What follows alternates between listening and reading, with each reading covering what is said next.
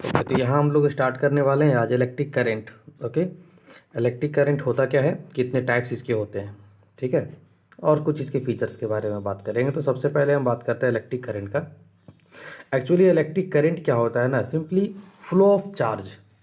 जब भी कोई चार्ज किसी भी रीजन से फ्लो करती है किसी भी कंडक्टर में, ठीक है, तो हम बोल देते हैं कि इलेक्ट्रिक करंट जो है सेटअप हो गया।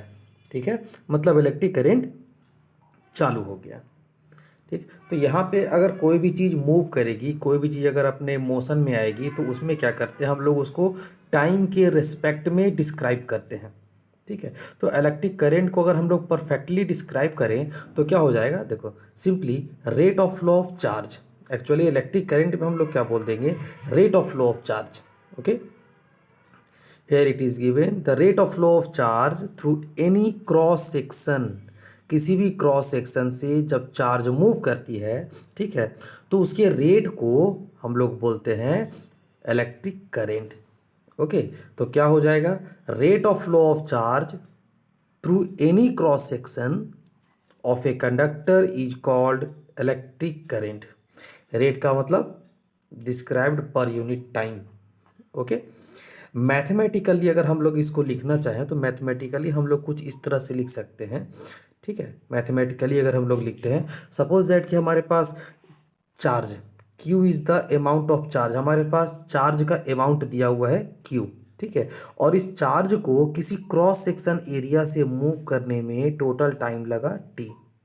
ठीक है, तो हमारे पास इलेक्ट्रिक करंट को हम कैसे डिफाइन करेंगे मैथमेटिकली, हम कैसे इसको मेजर करेंगे, तो इलेक्ट्रिक करंट को हम डिफाइन करेंगे, the value of electric current. Electric current को हम कैसे देंगे, आई इक्वल टू, क्या हमने लिखा था, rate of flow of charge. तो rate of flow of charge का मतलब क्या हो गया, charge divided by time. Rate का मतलब ये हो गया, rate of flow of charge का मतलब क्यू अमाउंट ऑफ चार्ज जो कि फ्लो किया। ठीक है, और टी क्या हो गया, इतने चार्ज को, ठीक है, इतने चार्ज को फ्लो करने में इतना टाइम लगा, टी टाइम लगा, तो क्यू बाई टी। ओके, अच्छा एक और हमने देख रखा था चार्ज के बारे में, चार्ज इक्वल टू क्या होता है, एन इंटू ई। ठीक है, एन इंटू ई। एन क्या हो गया, नंबर ऑफ इलेक्ट्रॉन, और ई क्या हो गया, चार्ज ऑन वन इलेक्ट्रॉन।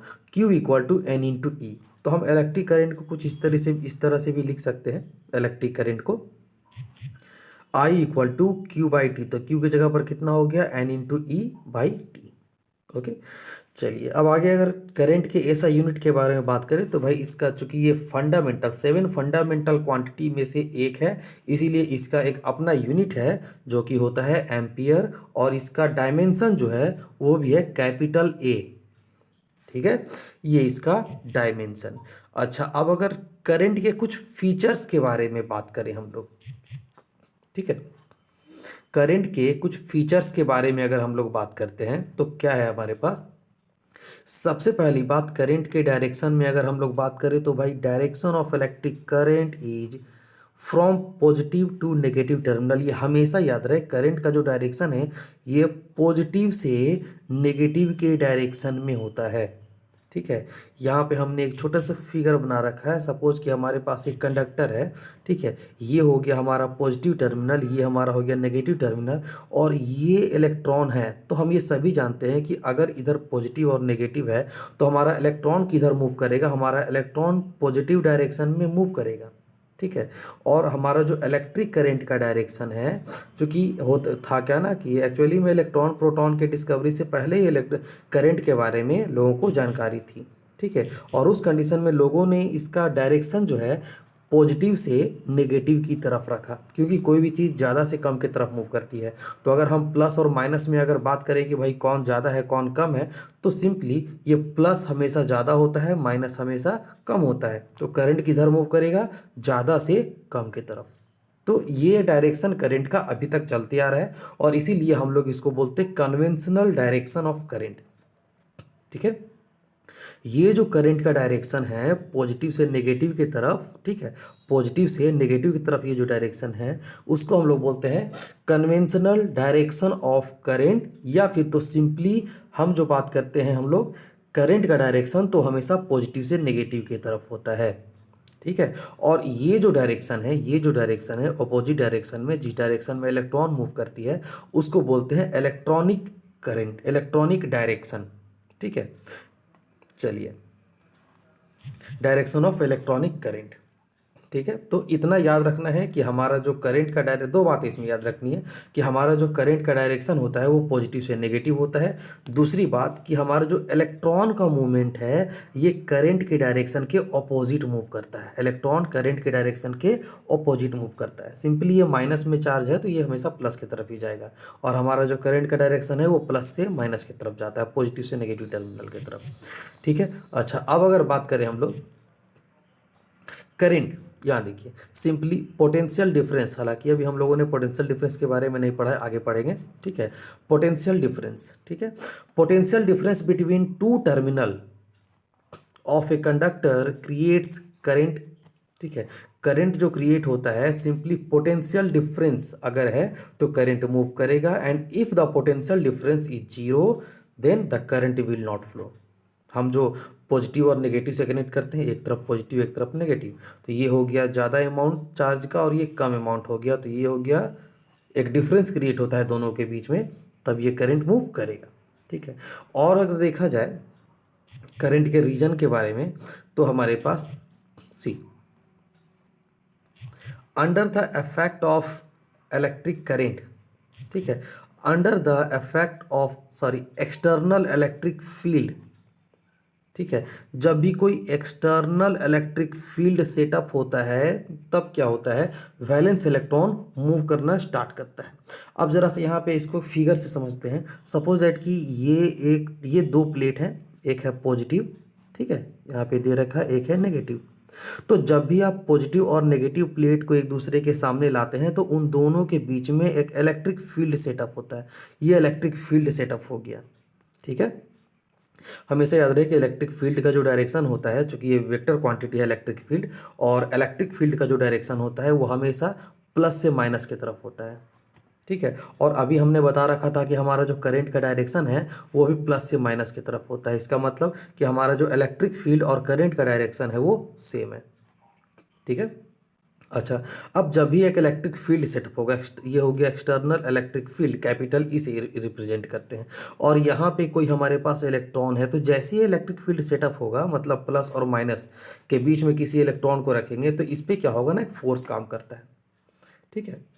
और इसी फोर्स के कारण ये जो चार्ज है ये मूव करना शुरू करता है और हमारा करंट सेटअप हो जाता है, करंट मूव करता है हमारा।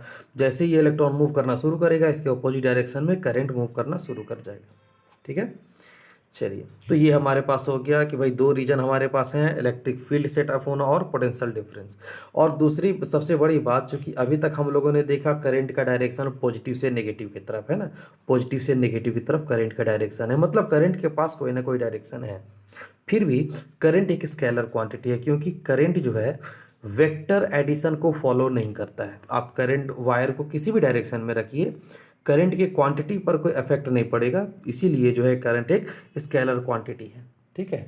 डायरेक्शन का इसमें आप किसी भी डायरेक्शन में इसको रखिए, वेक्टर क्वांटिटी वेक्टर एडिशन को फॉलो नहीं करता है, ठीक है। वेक्टर एडिशन आपने देख रखा होगा 11 में, ठीक है। अच्छा, अब टाइप्स ऑफ करंट के बारे में अगर बात करें तो हमारे पास करंट मेनली हम लोगों के पास दो टाइप हैं करंट के।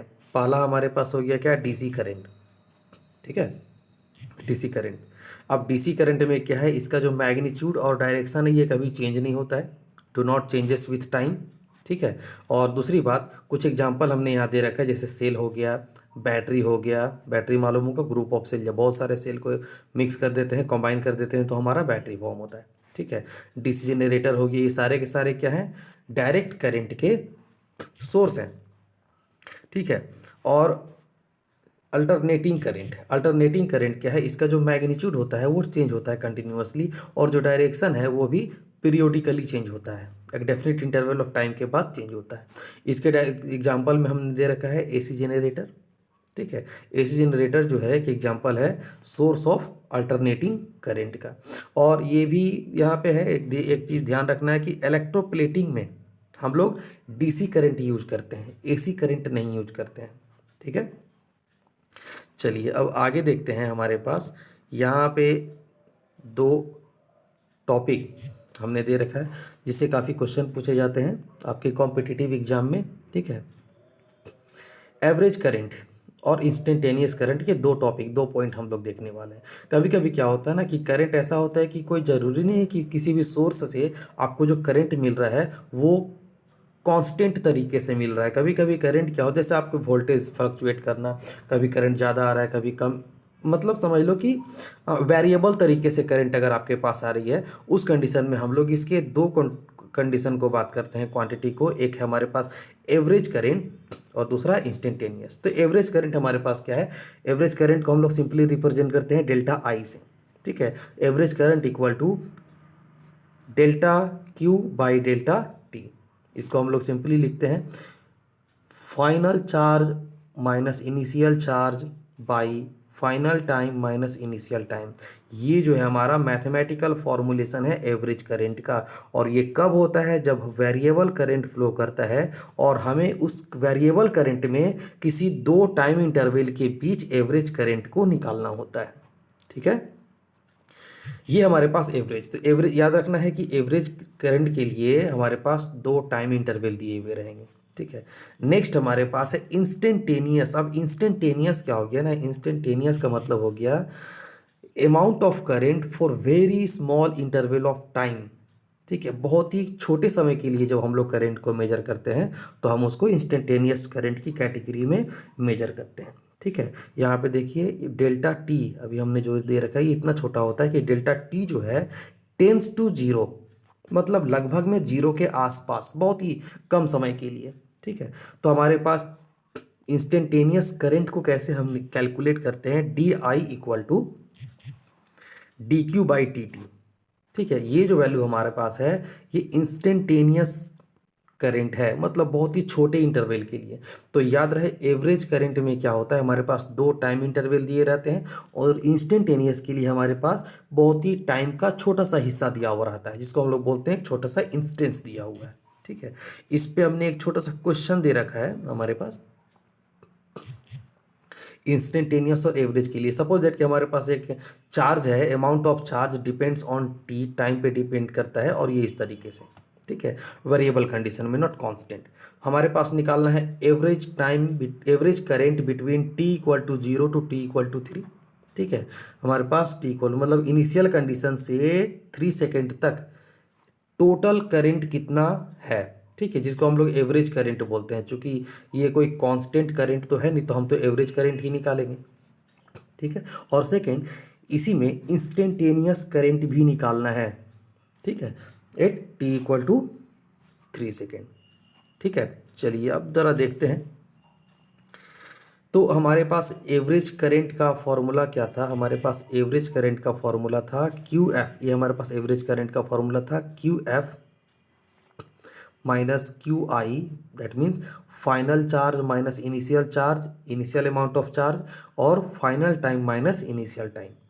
ठीक है, तो हमारे पास अगर फाइनल अमाउंट ऑफ चार्ज निकालेंगे तो एफ इक्वल टू कितना, क्यू एफ। ठीक है, हमारे पास कितना दिया हुआ था, टी इक्वल टू जीरो से टी इक्वल टू 3। ठीक है, तो ये हो गया फाइनल, ये हो गया इनिशियल। तो क्यू एफ अगर निकालेंगे तो टी की जगह पर कितना लेंगे हम, क्यू फाइनल, तो टी की जगह पर कितना लेंगे हम लोग, टी इक्वल टू 3। तो जहाँ जहाँ पे टी होगा वहाँ वहाँ पे हमने 3 रख दिया। ठीक है, हमारे पास ये जो वैल्यू दिया हुआ है चार्ज का, ठीक है, ये जो वैल्यू है, तो t इक्वल टू अगर हम लोग 3 रख देंगे तो हमारे पास फाइनल चार्ज का वैल्यू निकलेगा, और t इक्वल टू अगर हम लोग 0 रख देंगे तो हमारे पास इनिशियल चार्ज का वैल्यू निकलेगा। ठीक है, तो यही हमारे पास यहाँ दिया हुआ है क्यू एफ और क्यू आई। ठीक है, final amount of charge and initial amount of charge. Average value हमारे पास क्या हो जाएगा, एवरेज करंट का वैल्यू हमारे पास हो जाएगा Q f minus Q i, that means 18 minus 3 by Q T F minus T I, final time minus initial time. तो फाइनल टाइम हमारे पास क्या था, 3 था, और इनिशियल टाइम था 0। तो हो जाएगा क्या, 3 माइनस 0, ये हमारे पास वैल्यू आ गई। तो जो 5 एम्पियर है ये क्या है, average current, average amount of electric current. ठीक है, अब इंस्टेंटेनियस, ये याद रखें कि अभी हम लोगों ने जो एवरेज करंट निकाला उसमें हमारे पास दो टाइम दिए हुए थे। ठीक है, t equal to 3 and t equal to 0, ये दो टाइम इंटरवल दिया हुआ था। एवरेज निकालने के लिए एवरेज करंट दो टाइम इंटरवल के बीच निकलता है। ठीक है, अब अगर हम लोग बात करें इंस्टेंटेनियस, तो हमारे पास Q का वैल्यू हमारे पास दिया हुआ था, ठीक है। इंस्टेंटेनियस करंट का फॉर्मूला क्या था, डी आई इक्वल टू हमारे पास क्या था, D Q by D T. Simply हम अगर इसको मैथमेटिकली डेरिवेट कर दें, डिफ्रेंशिएट कर देते हैं, ठीक है, तो हमारे पास ये वैल्यू आएगा 2t+2, ठीक है, 2 × t+2। तो हमारे पास किस टाइम का निकालना था, t इक्वल टू 3, ठीक है। क्वेश्चन में हमारे पास क्या था, instantaneous current at t equal to 3, ठीक है। तो डेरिवेट करने के बाद हमारे पास जो वैल्यू आया, ठीक है, हमारे पास इंस्टेंटेनियस करंट निकालना है t इक्वल टू 3, तीसरे सेकंड के लिए, 3 सेकंड के लिए। तो D Q by D T at T equal to 0 हमारे पास हो जाएगा 2 × t है, ठीक है, टी की जगह पर कितना रखेंगे, 3, 2 × 3 + 2, दैट मीन्स 8 एम्पियर। तो ये हमारे पास क्या हो गया, इंस्टेंटेनियस अमाउंट ऑफ करेंट, ठीक है। तो इस तरीके से हम इंस्टेंटेनियस और एवरेज भी निकाल सकते हैं, जो कि बहुत इंपॉर्टेंट है।